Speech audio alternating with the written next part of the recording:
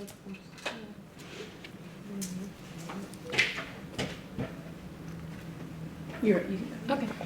Whenever you're ready. I'm ready. So I guess the first thing I just want to ask you is just going back to the very beginning of your career. Talk about the influence of your mom and you getting into the sport. Yeah.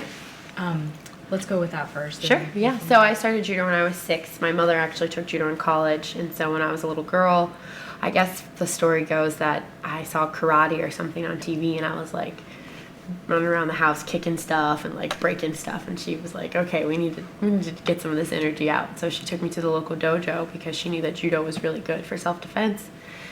And from the beginning, I just loved it. I loved everything about it. I loved flying through the air. I loved learning how to throw people. I was kind of a tomboy, so it fit right into my personality. I think that that's really like that's sort of within someone. I don't think that you can really teach someone how to want it or how to be hungry. It's just something that from a young age I've always strived to be the best, or I always wanted to win the race when we were on the playground, or I always wanted to be the best at whatever it was I was doing, and that's just something that stuck with me from the beginning. I come from a pretty competitive family too, so that helps. Well, I mean, I've talked about it a lot, but going to represent the United States of America as an Olympian, you're already 0.1% of the population, and you're going to represent the greatest country in the world on the highest stage in the world. Like, it doesn't get much better than that. But to go and win an Olympic gold medal, you've made your dreams come true. Literally what you've dreamed of your whole life, being an Olympic champion. But to go in to win a gold medal for the United States of America and be the first American to ever do it, it's just like, it's a dream. I feel like I walk in the clouds every day. Like, it doesn't really feel like my life is real sometimes. I think some days it still doesn't feel real. Like, some days I wake up and I'm like, oh my God, I have 2 gold medals. Like, not many people, only 7 people in the history of judo have ever done that. And only 7 people from the United States did that between London and Rio. And it was definitely a much harder journey this last 4 years from London to Rio, just because you do have a target on your back and you are number 1 and people do want to beat you. But for me, it just made it that much sweeter, and I'm so satisfied. I'm so happy with how everything turned out in Rio. It was a really long road, but it was absolutely worth it. I don't think you'll meet many wimps in judo. It takes a special kind of person to get on a mat and be like, okay, throw me as hard as you can, or choke me, or armbar me. So yeah, of course Rhonda's tough. I mean, she was one of the best in the world at judo. She was an Olympic bronze medalist and a world silver medalist, and she's cemented her legacy in MMA and has been, really cleared a path and been a pioneer for women in women's MMA and making it so popular. Women's MMA is the 3rd fastest growing sport in the United States, and a lot of that has to do with her. So she should be really proud. And I mean, if you could have seen us sitting, on a couch at the judo house when I was like 16 years old and she was 19 or 20, and we were literally like living off ramen noodles and like just hoping upon hoping that we would become Olympic champions. Like, if you had told me Rhonda was going to be where she is today and I was going to be where I am today, we both probably would have laughed, because we would have been like, no, that's just too perfect. Like, our lives are that's too perfect. So it's good. Yeah, I do. No, she reached out after the Olympics and congratulated me and asked me about what my plans are, and we've talked a couple times. She's asked for me to help in a bunch of movies she has coming up where I'm gonna like be the bad guy, maybe for some of it. So that's really exciting, and she's preparing for her next fight. She's coming back, so I'm not trying to bother her too much right now. I'm sure next year, when I start to make some new decisions about my life, I'll reach out to her and get her take on a lot of new journeys I'm starting. But yeah, we're good. Rhonda always called us frenemies, because we were like enemies on the mat, but we're friends off. Yeah, so congratulations, you're one of the first people to interview me live about this. I just spoke to TMZ right before you. But I just signed a contract with the World Series of Fighting. I signed 2 contracts actually, and the first contract is to be a brand ambassador and to become a commentator for MMA on NBC. So that'll start on December 30th in Madison Square Garden. I'll be commentating live, cage side. And also I signed an agreement with them that if I ever choose to fight, I will fight for their organization. So right now it's still just, I'm taking boxing, I've started doing some jiu-jitsu, I'm sort of just dipping my toe in the water and seeing how it feels. But if I do something, I want to be the best at it, and I want to be number one, undisputed. So I will never do MMA until I'm 100% prepared.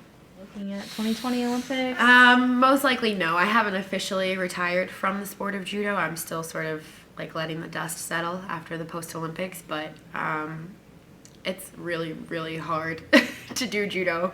I've been doing it since I was 6 years old, so for 20 years I've been beating up my body. And I really am truly satisfied with my career. You know, I've won everything there is to win, some of them twice. So I don't feel like I have much left to prove on the judo mat.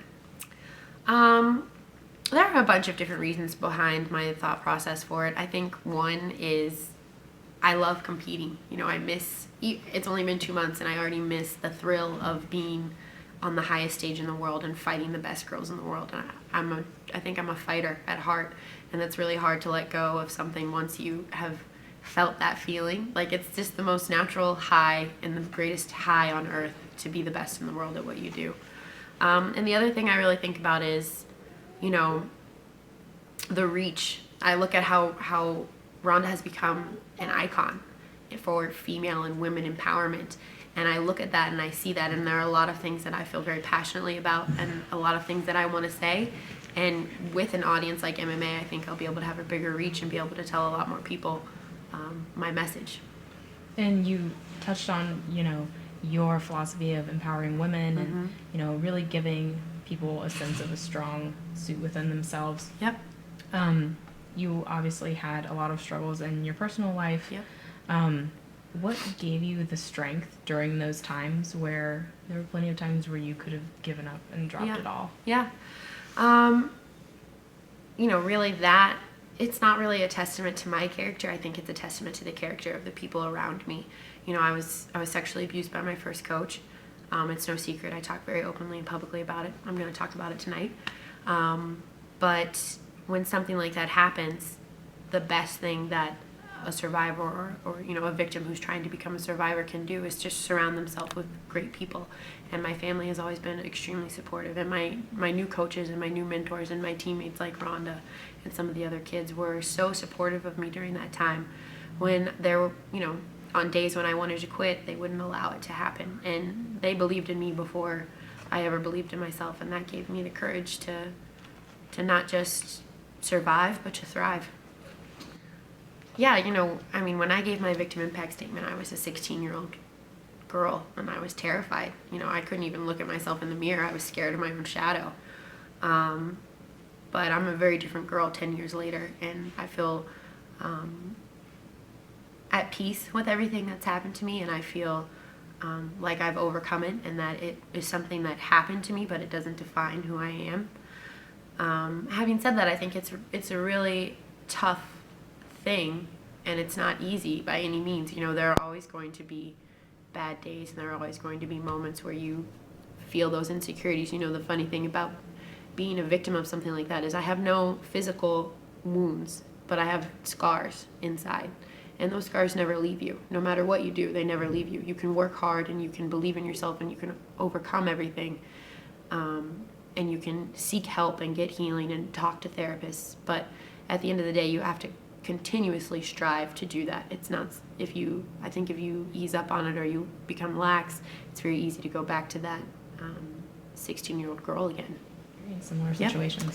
So I started the Fearless Foundation really after the Olympics in London. I started sharing my story and speaking publicly about my history, and I was just inundated with opportunities to go speak at charities and local organizations and share my story.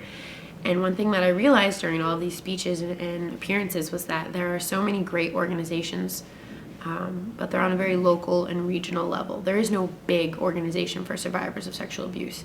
There is no Live Strong, you know? So I created the Fearless Foundation in hopes of becoming just that. You know, first, for me, the biggest step is education. So I'm working with a psychologist from McLean Hospital, which is a hospital in Boston that's world-renowned for this type of stuff. And we're writing a book together where it's for caretakers, it's for parents, it's for teachers or doctors or people who spend time with children, but it's also for young teens.